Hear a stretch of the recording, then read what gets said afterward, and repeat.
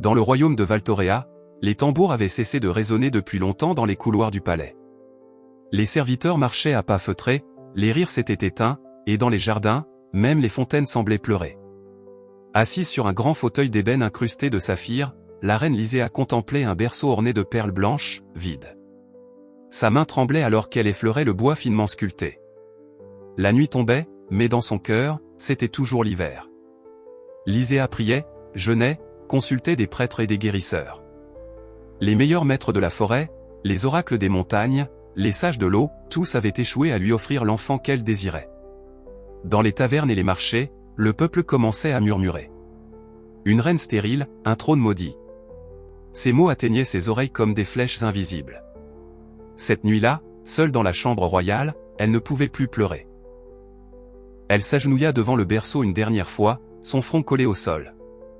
Et là, dans le silence absolu, elle entendit un murmure dans son cœur, « Va au lac d'Acacia ». Avant même que l'aube n'effleure les cimes de Valtorea, Lyséa quitta le palais, seule, dissimulée sous une cape tissée d'ombre. Elle marcha jusqu'au lac sacré d'Acacia, un miroir d'eau calme entouré de grands baobabs millénaires. Là-bas, les anciennes disaient que les femmes stériles pouvaient parler aux esprits de l'eau. Le froid mordait sa peau, mais elle s'agenouilla, mains nues plongées dans l'eau glaciale. Sa voix se brisa dans la nuit. Grande gardienne des eaux, entends ma douleur, bénis mon ventre desséché, permets que la vie chante en moi. Le vent s'arrêta. Le lac devint lisse comme du verre. Une lumière douce émergea des profondeurs, et peu à peu, une silhouette translucide s'éleva de l'eau, la gardienne Sélénore, l'esprit ancestral du fleuve sacré. Elle planait à quelques centimètres au-dessus de l'eau, son corps scintillant d'une lumière lunaire, ses cheveux flottant comme des algues dans le courant. La voix de Sélénore résonnait comme une mélodie chantée par les étoiles. Reine Lyséa, tu enfanteras 2 fils. Des âmes liées au ciel et à la terre. Caël, l'esprit de la stratégie. Nahor, le cœur du feu. La gardienne s'approcha lentement. Mais écoute bien, car tout pouvoir a un prix. Nahor, le cadet, portera en sa chevelure la force de l'orage. Ses dreadlocks seront le réceptacle de son pouvoir. Si un jour elles sont coupées, il deviendra faible comme un nouveau-né. Protège-le.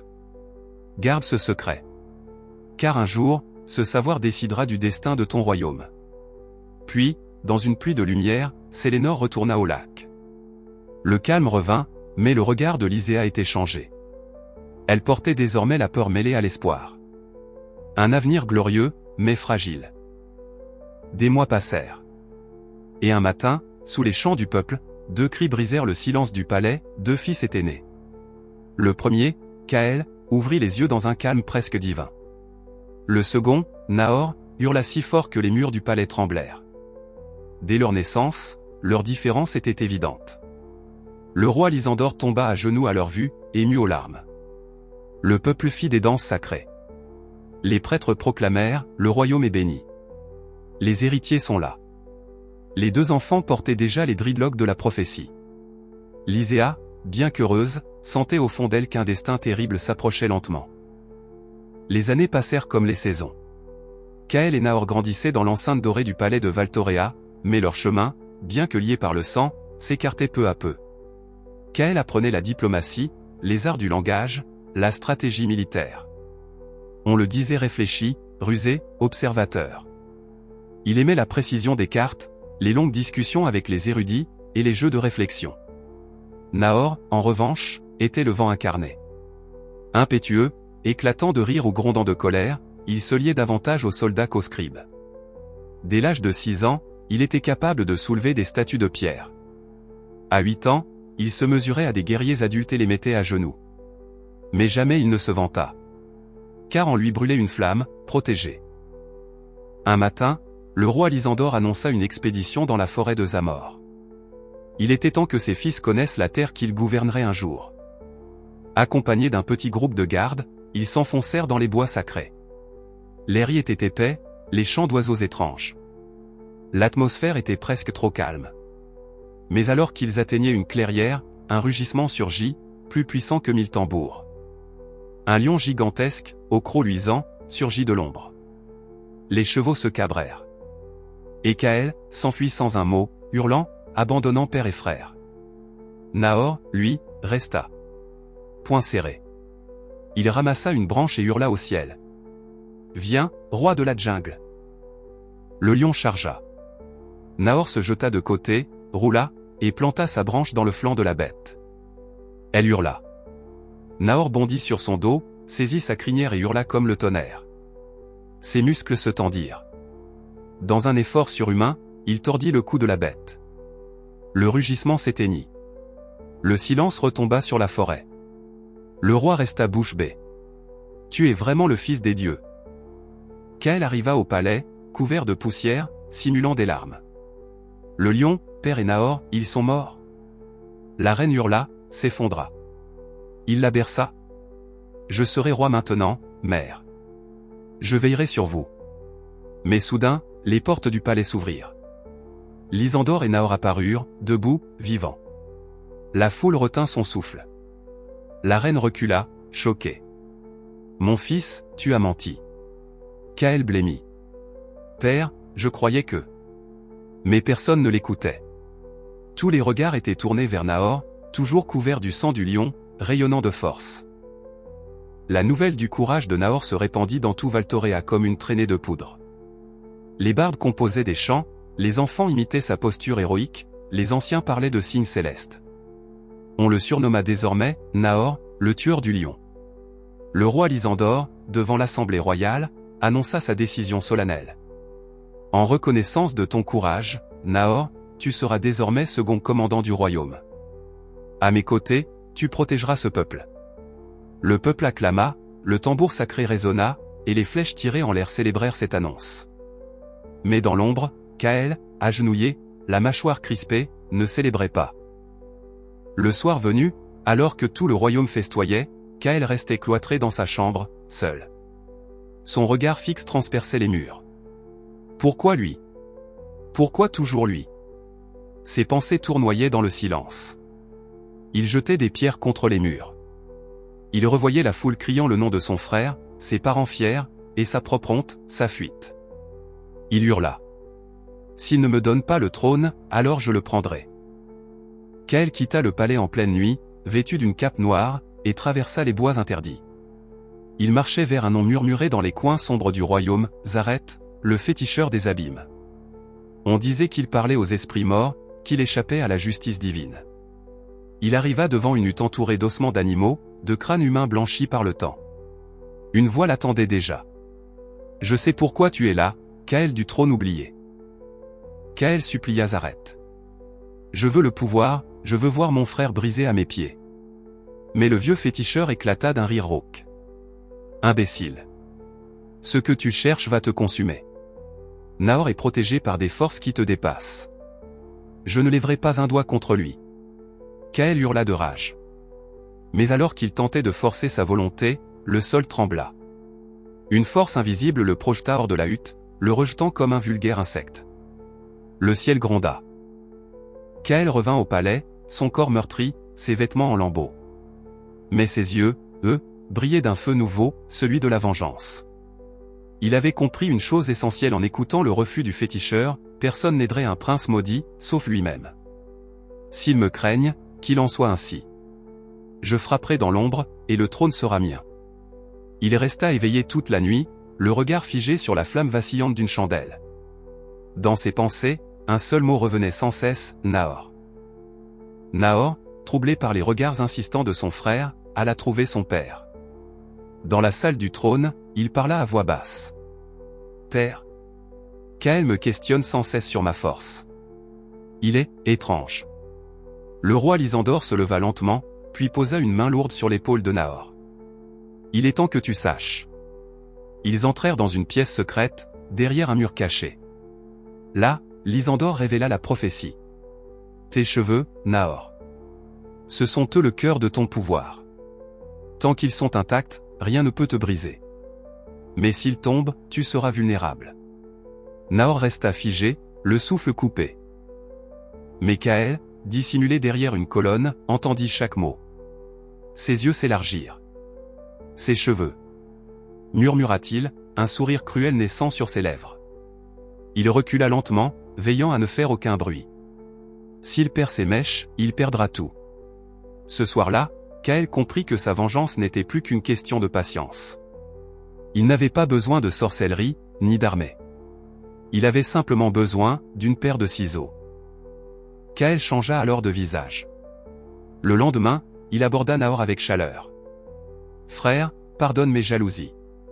Je suis fier de toi. La rivalité est un poison.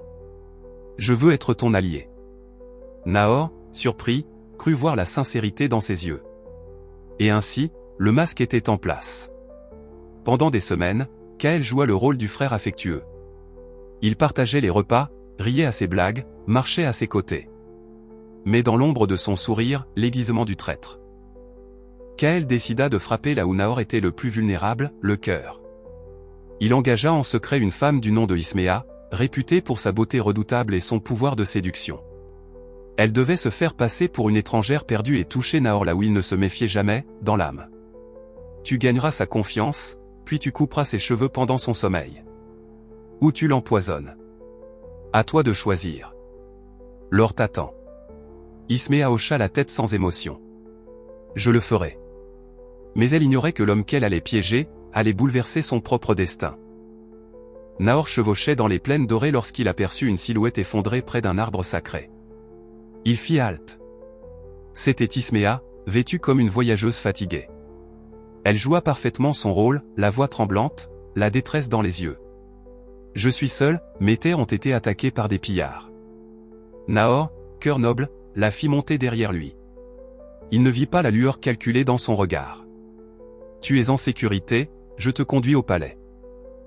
Isméa était logée dans l'aile des invités royaux. Chaque jour, elle observait Nahor, le découvrait. Il riait avec les enfants des serviteurs, portait lui-même l'eau au palais, entraînait ses soldats sans jamais frapper sans raison. Il la respectait. Il la regardait comme une égale. La nuit, seule, elle pleurait.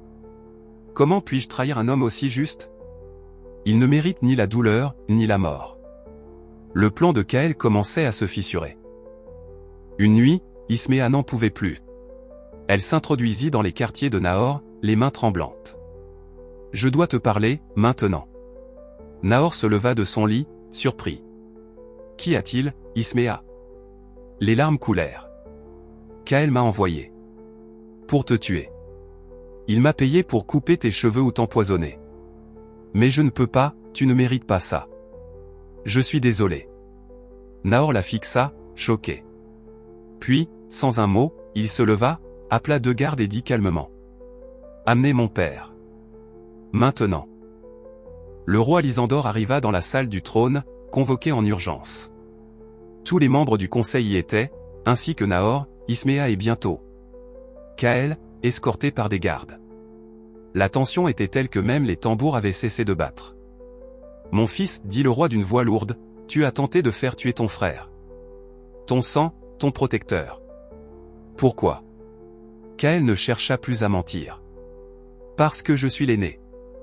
Parce que ce trône me revient. » La reine Lyséa, bouleversée, ferma les yeux. « Tu étais mon premier-né, et tu es devenu mon premier chagrin. » Le conseil demanda justice. Le roi s'avança et prononça la sentence. « Kaël, fils de Lysandor, tu n'es plus prince. Tu es banni de Valtoréa. Que ton nom soit effacé des champs, que ta trace disparaisse du palais. Va. Et ne reviens jamais. » Kaël tenta de se débattre. « Vous me regretterez, hurla-t-il. » Mais déjà, les gardes l'entraînaient dehors. Dans ses yeux brûlait une haine plus sombre que la nuit. Il jura qu'il reviendrait. Et que ce jour-là, le palais s'effondrerait. Le soir même, le roi Lysandor convoqua son fils Nahor. « Tu n'as pas seulement vaincu un lion. Tu as vaincu la haine. Le peuple t'aime non pas pour ta force, mais pour ton cœur. » Il lui tendit un insigne d'or. « Je te nomme officiellement héritier du trône de Valtoréa. » Nahor s'agenouilla. « Je gouvernerai non comme un roi, mais comme un serviteur du peuple. » Des acclamations montèrent du palais. Les tambours reprirent, cette fois pour célébrer la sagesse, et non la guerre. Au matin, Isméa décida de partir. Elle avait trahi, même si elle s'était repentie. Nahor la rejoignit aux portes du palais. « Tu ne dois pas fuir. Je dois me racheter ailleurs, Nahor. Ce royaume a besoin de lumière, pas de mon ombre. Nahor lui tendit une pierre gravée, un symbole de protection. Si un jour tu es en danger, appelle-moi. Elle hocha la tête, émue, et disparut dans la brume du matin. Exilé dans les terres brûlées du Nord, Kael survivait dans les ruines, ruminant sa défaite. Son nom effacé, son héritage détruit, il devint l'ombre d'un prince, un spectre hanté par le rire du peuple célébrant son frère. Mais dans l'obscurité, Kael nourrissait un feu. Il traîna dans les souterrains des royaumes déchus, y apprenant des arts sombres, là où même les prêtres n'osaient poser le regard. Je reviendrai, et je raserai jusqu'à la dernière pierre de ce palais. Ses dreadlocks avaient été coupés. Son regard n'était plus humain. Pendant ce temps, Val Toréa fleurissait sous la régence de Nahor. Les récoltes étaient abondantes, les conflits apaisés. Il faisait construire des écoles, des ponts, des puits pour les villages les plus lointains. Le peuple chantait son nom avec gratitude. Les anciens disaient: il n'est pas seulement fort, il est juste. Il écoute avant de parler. Mais Nahor, malgré cette paix, gardait toujours une dague à sa ceinture. Car il savait que les fantômes du sang reviennent toujours. Une nuit, un messager entra dans le palais, haletant. Une éclipse approche, Seigneur Nahor. Les sages du Nord affirment qu'elle apportera un changement ou une chute. Nahor se leva lentement. Préparez les gardes. Activez les guetteurs. Je sens qu'il revient. Car dans son sommeil, Nahor rêvait souvent d'un frère aux yeux de braise, portant une couronne de cendres. Lorsque l'éclipse recouvrit le ciel, les portes nord du royaume furent frappées d'une force inconnue. Des éclairs tombèrent dans les montagnes. Kael avançait à travers la poussière, accompagné de créatures difformes, mi-humaines mi-cendres. Val Toréa. Je suis de retour. Sa voix portait jusqu'au cœur de la ville. Les prêtres tremblaient. Les oracles s'évanouissaient. Et Nahor se tenait debout, sur les remparts, prêt à affronter le prince de l'ombre. Le ciel n'était plus qu'une plaie noire ouverte dans l'espace. L'éclipse totale plongeait le royaume dans une lumière rouge sang. Du haut des murailles de Val Toréa, Nahor contemplait l'armée de l'ombre qui s'étalait à l'horizon, comme une mer d'âmes perdues. Des tambours noirs, sourds et lugubres, battaient dans le lointain, et entre les rangs de cendres, Kael s'avançait, seul, tenant dans sa main une lame aussi sombre que le néant. Nahor descendit des remparts, franchit les grandes portes de la cité. Les deux frères se faisaient face sur le champ de pierre noire. Le silence était si dense qu'on entendait le vent mourir. Tu n'as plus rien de mon frère, murmura Nahor.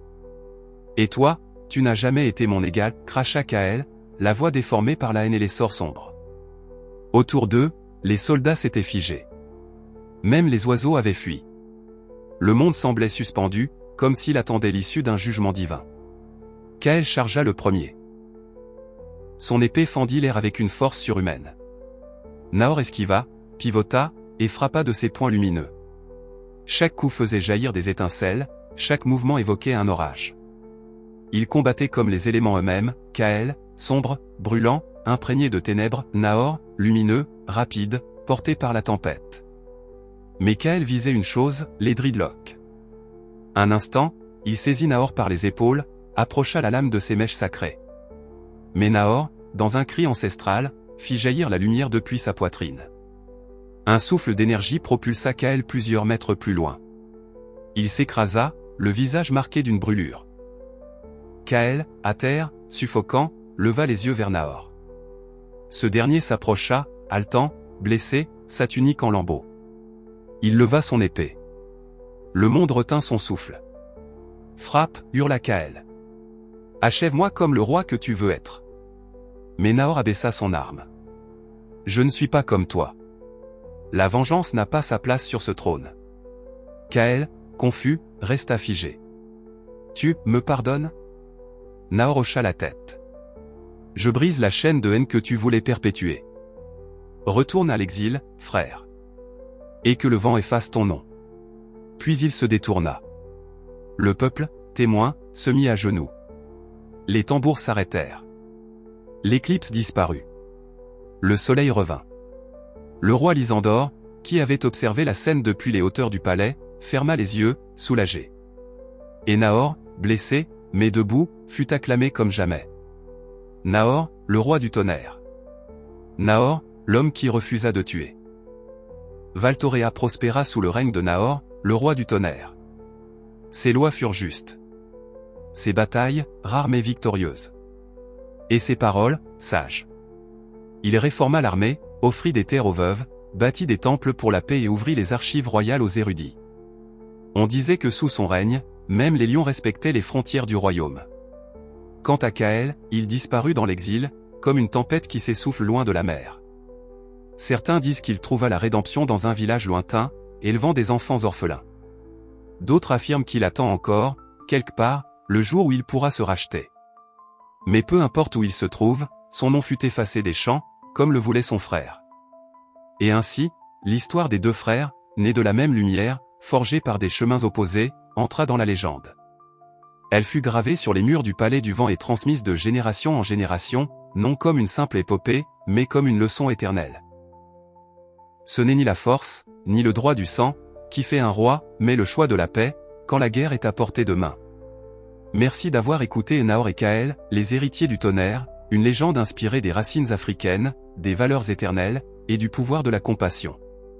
Si cette histoire t'a ému, captivé ou inspiré, aime cette vidéo, partage-la à ceux que tu aimes, et surtout, abonne-toi à la chaîne et active la cloche pour ne rien manquer des prochaines légendes à venir. Chaque semaine, je t'emmène dans un nouveau royaume, un nouveau mythe, une nouvelle vérité cachée dans l'imaginaire africain. Et toi? Aurais-tu épargné ton frère comme Nahor? Ou aurais-tu laissé la vengeance parler? Dis-le nous en commentaire. On lit tout. À très bientôt pour un nouveau conte. Et souviens-toi, chaque mythe cache une vérité.